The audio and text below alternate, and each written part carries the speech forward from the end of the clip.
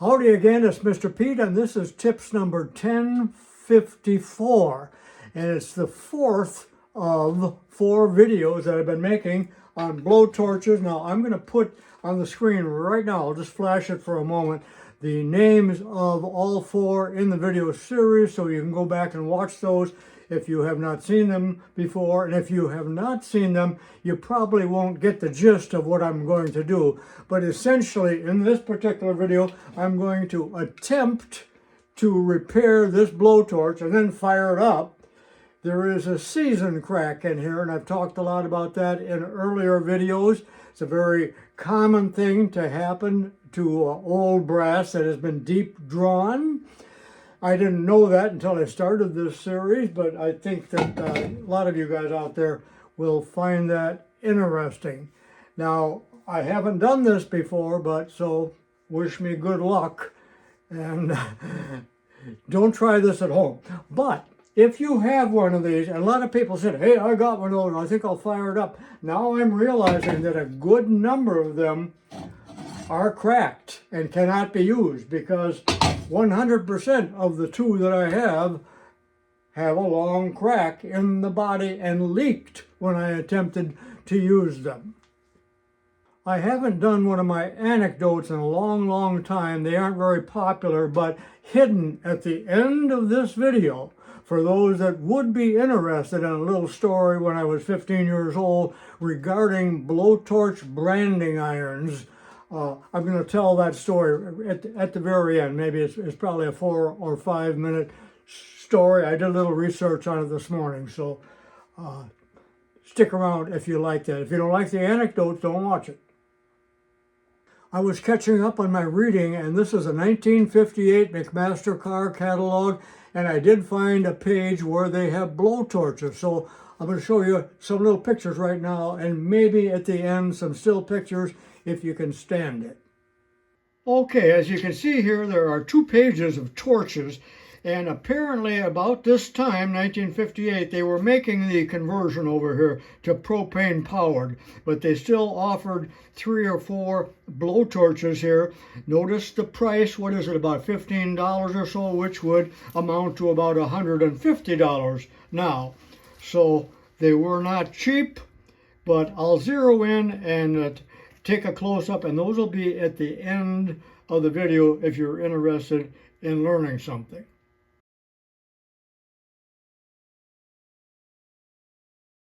A couple things here before I start. Remember, if you watched the last video, that I had soldered this fitting in here and put in a T, and on the T there was a gauge. I took it off so I don't ruin it. I took the tire stem off, which goes right in here, because these pumps do not work.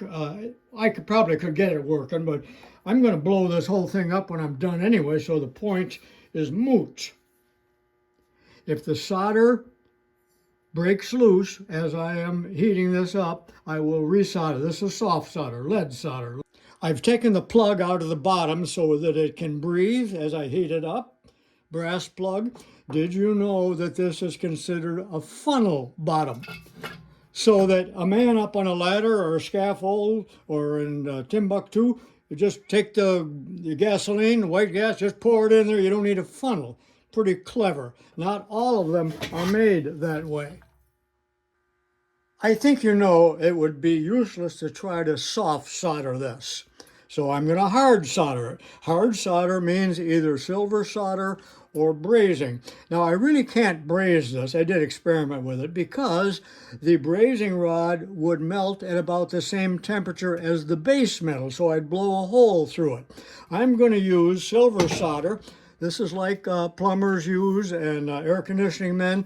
I think I misspoke the other day. I'm using this Safety Silv, which is 45% silver, cost a fortune, and it melts at 1370. I looked that up. Harris is the brand, and I'll be using this as flux.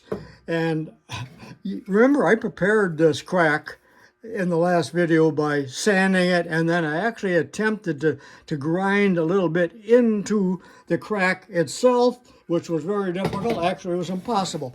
Now, I got a question for you. Put it in the comments.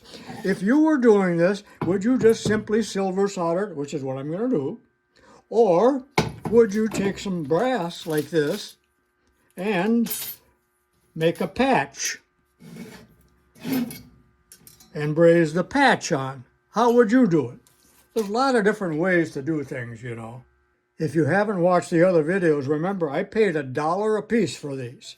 Originally they were marked 10, but they were marked down to $1 each. So this is the one that was in the earlier videos that I'm not going to work on, but I did use it as a guinea pig the other day, and I did silver solder here. There's no crack there. I just basically ran a bead.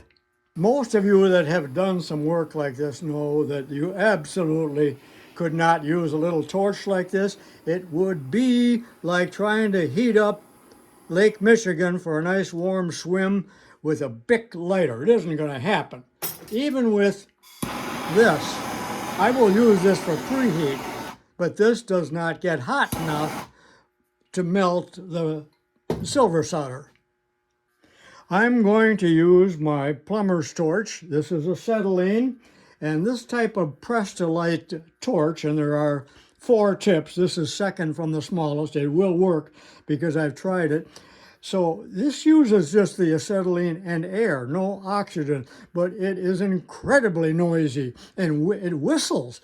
And even with my hard of hearing, with my bad ears, I had to wear earplugs. It was painful. Absolutely painful, but this gets mighty hot. Not as hot as oxyacetylene, but not to be trifled with.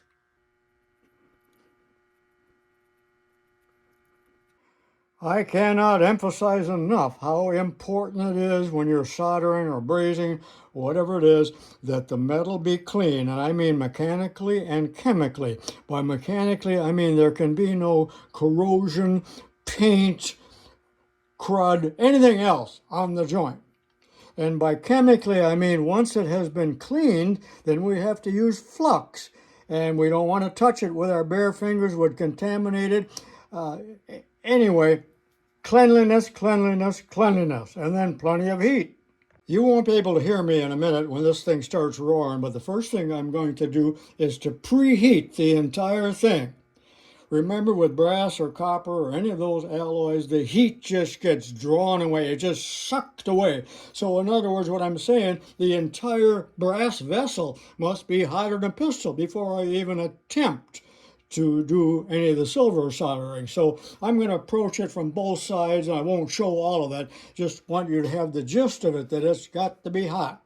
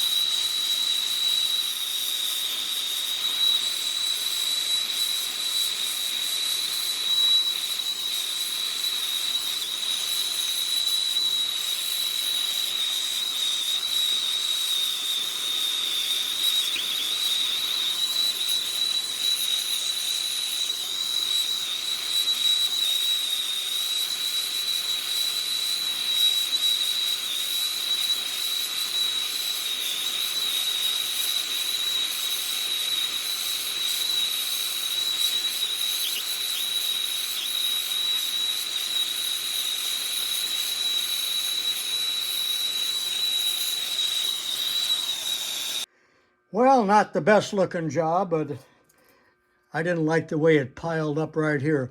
Now boy, this is hot. Just as, would you, I had no idea this handle was soft soldered on there. Look at that. And now I knew that it would probably loosen up this fitting here, and it did. So I have to solder that back on, and I'll attempt to solder this back on, but it's got to cool a while, doesn't it? Holy mackerel. Nothing in life is easy, is it? So this is what we call unintended consequences, isn't it? But look at the way this better one is built. It has brass rods running into the vessel itself, and I don't know if you probably can't see the inside, but some way or another is fastened on the inside, maybe by being brazed or something. I'm not sure, but I got to deal with this when this thing starts to cool down a little bit. Okay, the job is done, and that's a beautiful silver solder joint, if I dare say so myself. And I soldered the handle back on, and then I had to resolder the fitting as well and install the gauge and so on. And so then I fired up the compressor 2 minutes ago, put some air in here just to see how it was holding, and I hear something. And the gauge wouldn't go up.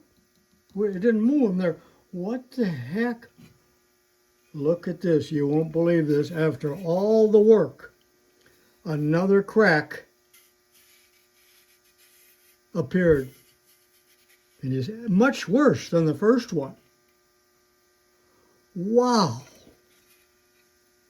Luckily, I don't really care, other than I did want to fire this up just for the fun of it. But I thought this would be an easy repair job. But then again, nothing in life is easy, is it? So there's your season crack. But now that brass is just as soft as can be.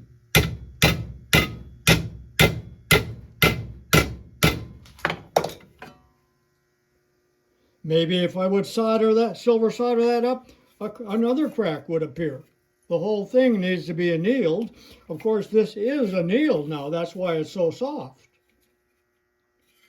Well, that's a pouting disappointment. And in fact, I should just scrap the whole video, but I learned something, and maybe you did too. And the whole purpose of this, of course, is to learn something and, have a little fun.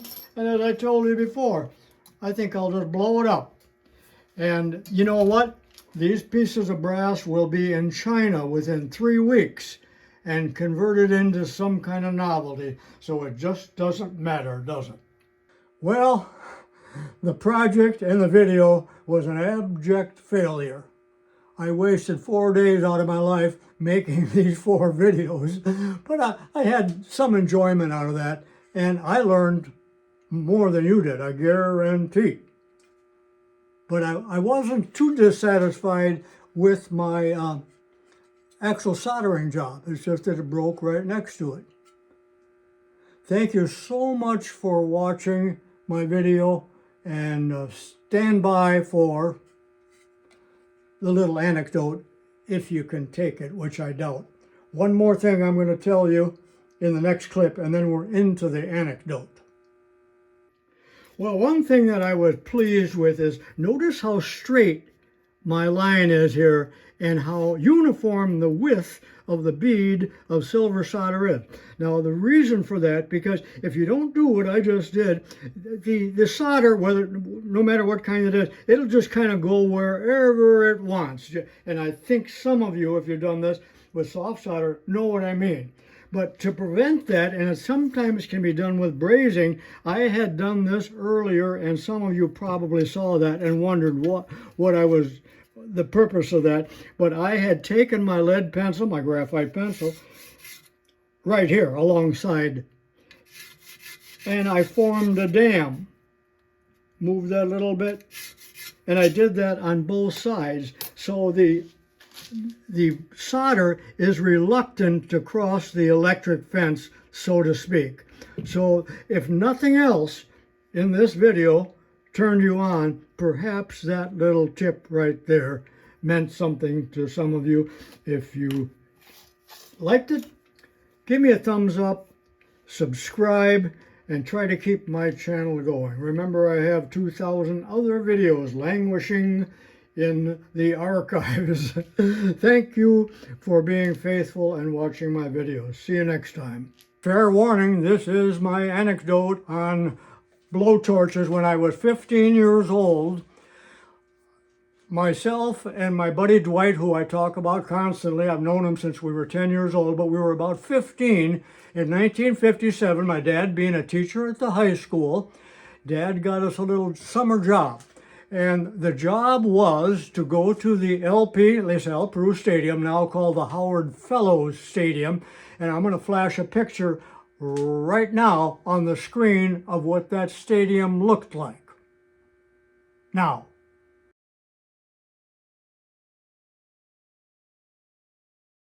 okay, that stadium has been remodeled many times, including last summer, but it's been there since the 30s, I believe.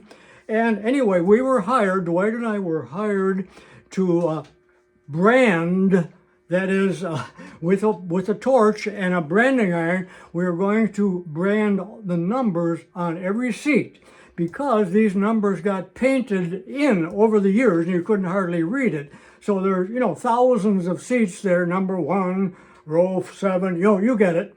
And the numbers were about that high, but virtually every seat, they were full of paint, and I'm sure it was leaded paint. They didn't use latex back then. And everything was peeling off, so they wanted us to rebrand them, and then they were going to paint them. Well, to a 15-year-old, it might as well have been Yankee Stadium. It was just endless seats. So how did we go about this before we quit? We were quitters. Yeah, and I think my dad was embarrassed because he got this little job for it, but it was impossible. What they asked us to do was absolutely impossible, and let me tell you why. So it was the middle of July, 98 degrees, and there was no shade. So what they gave each one of us, it was like a box, probably a wooden box, with all of the numbers in it, because you had to change these numbers from time to time on the branding iron. Now the branding iron was a blowtorch, but a long vertical brass blowtorch, and the branding numbers were on the end. And it had a pump on it. You had to pump it just like this. So we would pump away, and these were old tools when we were using them, probably already 30 years old. We'd pump like crazy, wait 10 minutes to finally get the branding iron hot enough, and then we would force it down into the numbers, and the smoke billowed out of there. We were breathing all of that lead. That's why I'm crazy, probably. And you could spend 5 minutes on one number. Well, number 27, 10 minutes. And we were hot. We weren't getting anywhere. It was incredibly discouraging. So we essentially walked off the job, I don't think we even told anybody. We just put the things away and went home. I'm not proud of that, but that's typical of a child, and we were children. Well, how did the job get finished, you ask? Well, I think my dad did explain a few things to Tom Flannery, who was the head of the grounds and the maintenance there.